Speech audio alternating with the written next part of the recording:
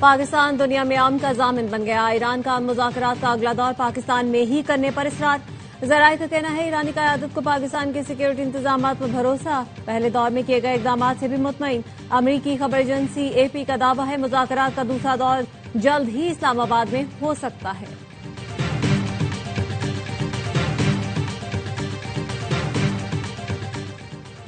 اسلام آباد مذاکرات کو آگے بڑھایا جائے، فرانسیسی صدر کا امریکی اور ایرانی ہم منصب سے گفتگو میں مطالبہ۔ ایکس پیغام میں لکھا امریکی اور ایرانی صدر سے بات ہوئی ہے، غلط فہمیوں کو دور اور مزید کشیدگی سے بچنے پر زور دیا، جنگ بندی میں لبنان بھی شامل ہو۔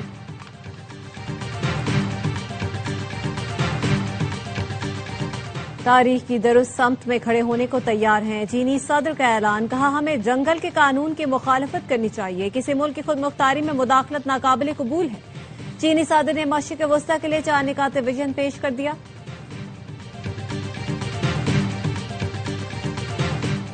اور صدر مملکت آصف زرداری سے وزیر اعظم شہباز شریف کی ملاقات، ایران امریکہ مذاکرات کی ثالثی پر بریفنگ دی۔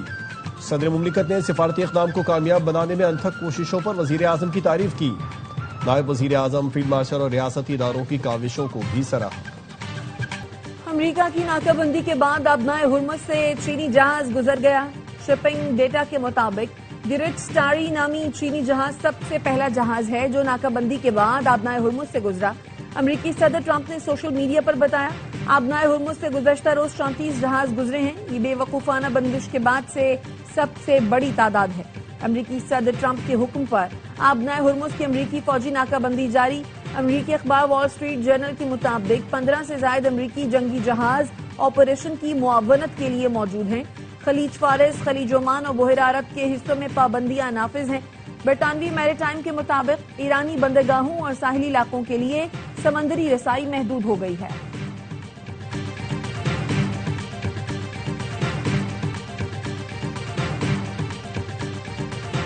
امریکی نائب صدر جے ڈی وینس نے وزیر اعظم شہباز شریف اور فیلڈ مارشل آصم منیر کی قیادت کو اسٹیٹس مین شپ قرار دے دیا، کہا ایران سے مذاکرات کو وزیر اعظم شہباز شریف اور فیلڈ مارشل آصم منیر نے ممکن بنایا۔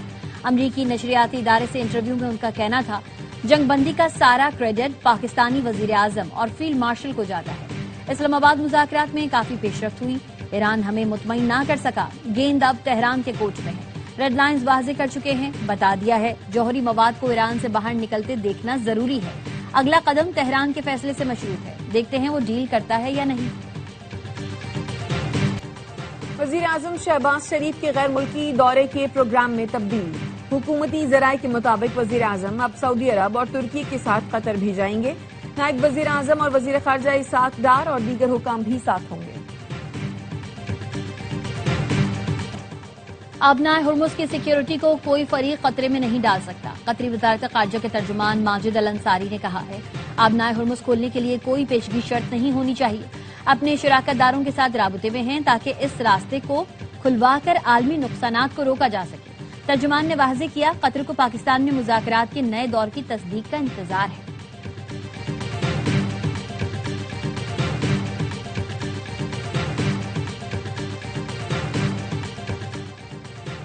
اٹلی کا اسرائیل کے ساتھ فوجی تعاون کا معاہدہ معطل کرنے کا اعلان، اطالوی وزیر اعظم جارجیا میلونی نے کہا موجودہ صورتحال کے پیش نظر اسرائیل کے ساتھ دفاعی معاہدہ معطل کرنے کا فیصلہ کیا ہے، جس میں فوجی ساز و سامان اور ٹیکنالوجی کی تحقیق کا تبادلہ شامل ہے۔ تہران نے خیر سگالی کے طور پر 450 کلو گرام افزودہ یورینیم کو کم درجے تک لانے پر رضامندی ظاہر کی تھی، لیکن امریکہ پیچھے ہٹ گیا۔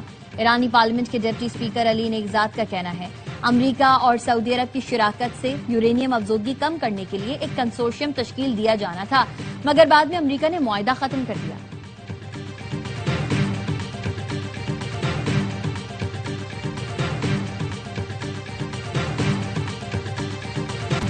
کاروباری اور صنعتی لوگ باہر رکھے پیسوں کا کچھ حصہ پاکستان لائیں، ہم یہ نہیں کہتے کہ پورا پیسہ پاکستان لائیں، صرف 30% پیسہ ملک میں واپس لے آئیں تو 10 ارب ڈالر سے بھی زیادہ ہو جائے گا۔ وزیر داخلہ محسن نقوی کا کراچی میں ایف پی سی سی آئی سے خطاب، کہا دنیا میں کاروبار سے اتنا منافع کہیں نہیں جتنا پاکستان سے ہے، فیلڈ مارشل جو بھی بات کرتے ہیں وہ پورا کرتے ہیں، وزیر اعظم شہباز شریف کو دیکھا ہے جو مرضی ہو وہ اپنا وعدہ پورا کرتے ہیں۔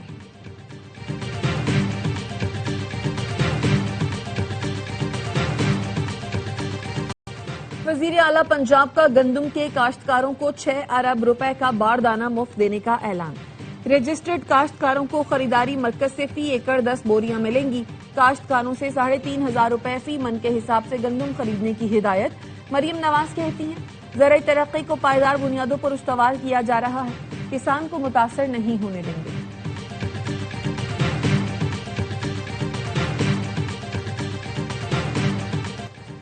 بانی پی ٹی آئی سے ملاقاتوں پر مکمل پابندی عائد، گھر والوں، وکیلوں اور قیادت کو بھی رسائی نہیں۔ Chairman PTI barrister Gohar Ali کہتے ہیں عدالتوں سے رجوع کے باوجود بانی پی ٹی آئی سے ملاقاتوں کی اجازت نہیں ملی۔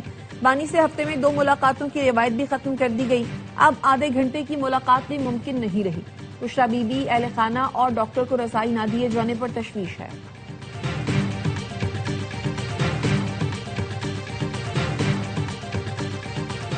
بانی پی ٹی آئی اور بشریٰ بی بی کی ملاقات کرا دی گئی۔ جیل ذرائع کا کہنا ہے سابق وزیر اعظم اور اہلیہ کی ملاقات 30 سے 35 منٹ جاری رہی۔ ملاقات کانفرنس روم میں کرائی گئی۔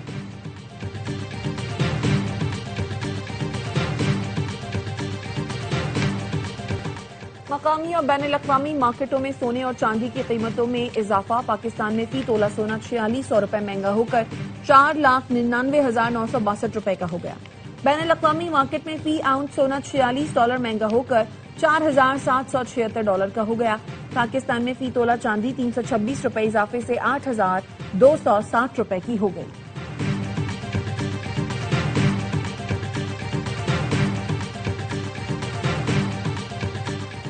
سندھ حکومت کی اولین ترجیح خواتین کو بااختیار بنانا اور انہیں محفوظ سفری سہولتوں کی فراہمی ہے۔ سندھ کے سینئر وزیر شرجیل میمن کی محکمہ ٹرانسپورٹ و ماس ٹرانزٹ کے اجلاس میں گفتگو۔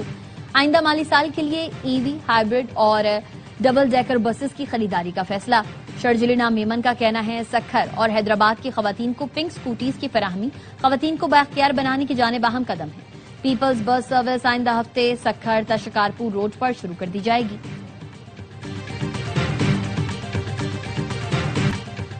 ایم کیو ایم پاکستان کا سانحہ گل پلازا کی تحقیقاتی رپورٹ پبلک کرنے کا مطالبہ۔ فاروق ستار کہتے ہیں کس کو ذمہ دار ٹھہرایا گیا، کس کی مجرمانہ غفلت ہے، یہ عوام کو پتہ چلنا چاہیے۔ وزیر اعلیٰ، وزیر داخلہ اور میئر سمیت تمام عہدیداروں پر تلوار لٹکتی رہے گی۔ وزیر بلدیات سے ناصر شاہ کا رد عمل، کہا فاروق ستار کی باتوں کو سنجیدہ نہیں لیتا۔ سانحہ گل پلازا کی جو انکوائری ہوئی اس کے مطابق گل پلازا کی لیز غیر قانونی طریقے سے دی گئی تھی۔ اس وقت کراچی کے میئر فاروق ستار تھے۔ امیر جماعت اسلامی حافظ نعیم الرحمان کا پیٹرول کی قیمتوں میں فوری کمی کا مطالبہ، کہا پیٹرول مصنوعات پر عائد ٹیکس اور لیوی کو فوری طور پر ختم کیا جائے۔ پیٹرولیم مصنوعات پر لیوی کے نفاذ کو عدالتوں میں چیلنج کریں گے۔ ٹیکس کا سارا بوجھ غریب اور مڈل کلاس پر ہے، اشرافیہ کو مراعات دی جا رہی ہیں۔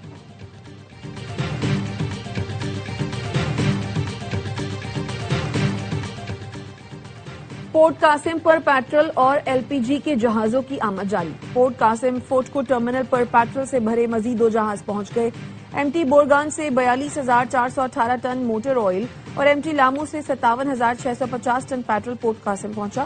بورگان جہاز سعودی عرب کی بندرگاہ یمبا سے پیٹرول لے کر فوٹکو ٹرمینل پر لنگر انداز ہوا۔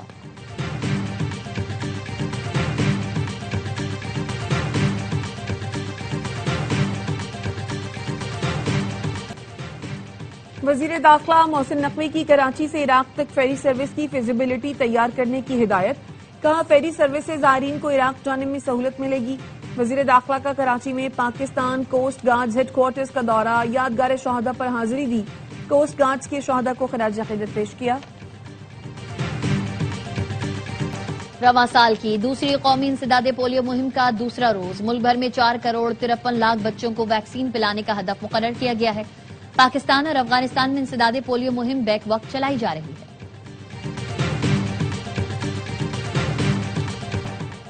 ملک میں بارشوں کا ایک اور سسٹم داخل ہونے کو تیار۔ 16 سے 19 اپریل کے دوران مری، گلیات، اسلام آباد اور پنجاب میں وقفے سے بارش اور ژالہ باری متوقع۔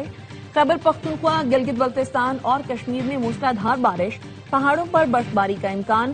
بلوچستان اور سندھ میں گرد آلود ہوائیں چلیں گی، بارش بھی ہو سکتی ہے۔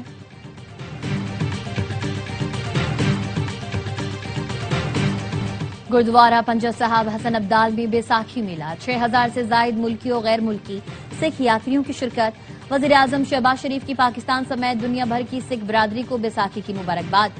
کہا حکومت پاکستان تمام سکھ اور ہندو یاتریوں کو ہمیشہ خوش آمدید کہتی ہے. مذہبی مقامات پر سکھ یاتریوں کو ہر ممکن سہولتیں فراہم کرنے کے لیے اقدامات کیے گئے ہیں.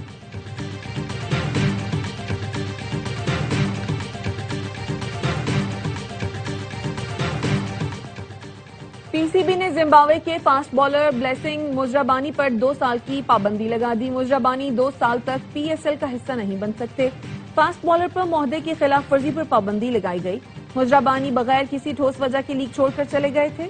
پی سی بی اعلامیے میں کہا گیا ہے کھلاڑی نے شرائط طے ہونے کے باوجود دوسرے معاہدے کو ترجیح دی. پی ایس ایل کی سالمیت برقرار رکھنے کے لیے تعدیبی کارروائی ضروری تھی.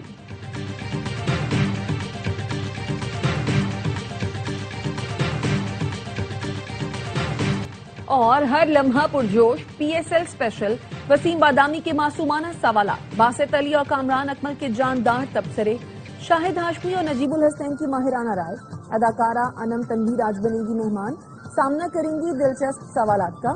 عادی اور مصطفیٰ چودھری مسکراہٹیں لکھے رہیں گے.